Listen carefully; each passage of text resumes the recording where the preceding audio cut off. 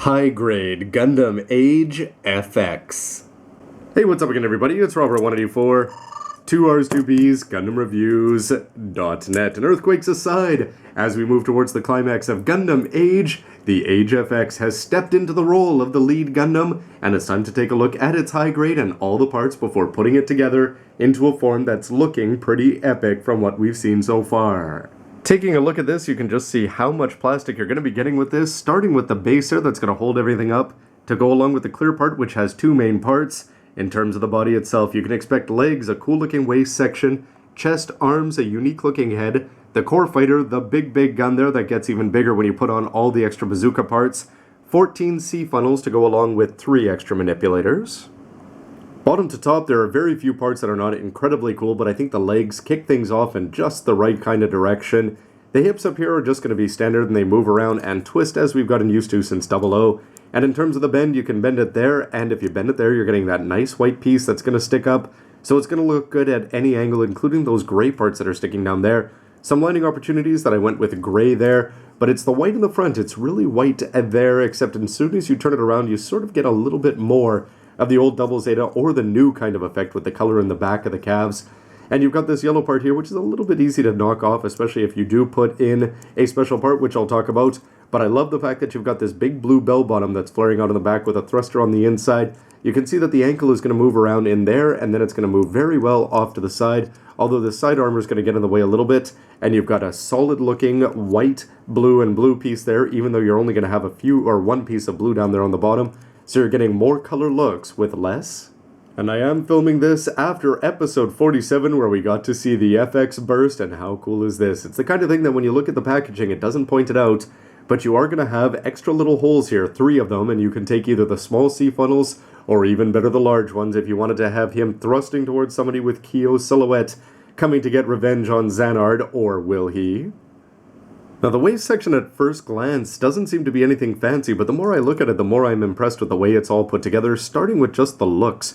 You've got that blue jewel there on the front, and then you've got this subtle white part there, very small front skirts. Nice little lining opportunities there if you just want to go edge it. But instead, if you take a look at the sides, you've got these really cool looking parts, and the way they attach on, you've actually got them on a pretty detailed little gray part there. And they don't feel like they're going to fall off though, although again, you have to be a little bit careful attaching and detaching the C-funnels, because you can see you can put them in there and on the front. A little bit disappointing that you don't have any options on the back, but then again, they're going to be hidden there and you're not going to see them. But seeing this big blue part there with a big white part, I think that's a really nice homage to the Age 2, and I think that everything on this skirt is looking surprisingly good, even without all the extra bonuses on it, which are going to look like this with 2 small ones in the front and on the side. You can see that the posability here, this is going to move off to the side, no problems. These ones as well, and they can go down, and everything about this is looking great with the white, blue, and green combo. And whereas the waist section really impressed, the chest is just going to be okay, but nonetheless, the construction is still somewhat interesting. You can see here that you're going to have 2 different shades here, a slightly different shade of blue or purple there compared to the rest. White there, a little bit of lining opportunity. The big disappointment for me, despite the fact that the advanced grade actually is going to come with a clear green part there that attaches onto the chest and came on the same plate as the C-funnels. This one does not have that, so you're going to have to use some clear paint. Tamiya clear green is what I usually use. This one was on hand, so that's what I did there. But I'm very impressed with the way that you're going to get the yellow for the vents underneath there. Still see a little bit of blue there. And the shoulders are going to move around well, up and down, as well as forward and back just enough. And you can see an old G Gundam style core fighter launching pad there. Kyo's not going to be kung fu fighting on the inside, but nonetheless, it's looking pretty good, especially if you take the extra steps that I sort of wish Bandai had done for us. The arms are looking really good, but it's again the similar complaint that you're going to have to put in a little bit of extra effort to really make them shine. In terms of the shoulder mobility, you can see that this is going to rotate around. You've got a polycap there on the inside. The armor itself can move up and down, and this blue part here is flexible like this. What I did is I took a little bit of black Gundam marker in there and just dabbed it in, no issues whatsoever. You can see an attachment point for the C-funnels there and there up on the top. But when you take a look at the elbows, you're going to get a bend there and there, so about a 135. With some very cool looking forearm armor on there, lining opportunities all over the place. And you can also have the blades forward. You think that they would have given you some pink beam sabers. They did not, and you've also got them going back, but you could put C-funnels in on either side. I'm a big fan of this kind of fist here, but the big complaint has to be, again, to take it back to the advanced grade, when you build this guy up, you're going to have the white, the gray, and the blue built in. Whereas if you put the high grade one together, you're actually just going to have blue with sort of an indent in there. So all I did was take again that black Gundam marker that I added to the gray part there on the inside and put the black on before putting it together. Again, just unfortunate that a grade down is already doing the work for you. Then again, really, are you going to be looking at this kind of detail when you've got these clear green parts protruding all over the place? And if the FX boost is on with this kind of full rage, no, I don't think anybody would be.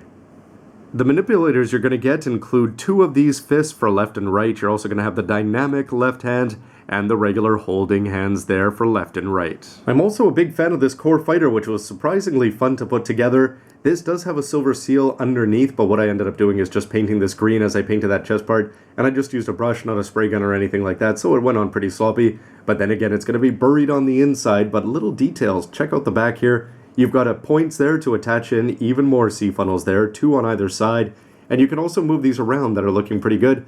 You can bend these down like this, and this is going to allow you to plug it into the chest, where you'll see that there is an attachment point built into the chest to have C-funnels on there, large or small. These aren't going to get in the way as long as you bend this down properly.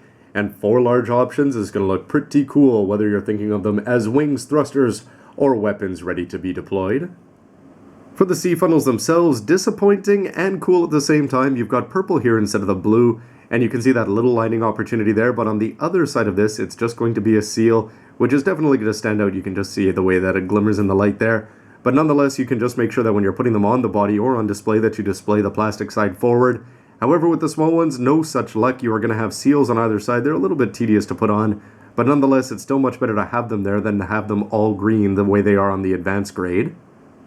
Finally, to the conventional weapons, where it's got some good parts and some bad parts to it. Starting at the back, I think it looks fantastic the way all of this is going to fit into the hand, and that round part there certainly adds a very cool and futuristic look to it. A very small green seal there, but if you take a look at the end, you're not going to have any seals to attach on there, but you do have this part, which is going to open and close, so you can bend it down forward and sort of make it look like a trident, I suppose, but you can also have it go back there and have it look much more traditional and pretty cool at the same time. But remember, it's going to get even bigger by taking the large parts here, and you can see that they've got 2 attachment points there, which is going to keep them in pretty solid there. You also still have the free range to move those little parts. And if you take this part, this is actually 2 parts put together, and when you attach this on, you are going to have one of the larger weapons that I think we've ever seen on a high grade. Again, these move around, not too many details around here, but still got that sphere end. It looks sort of cool in there.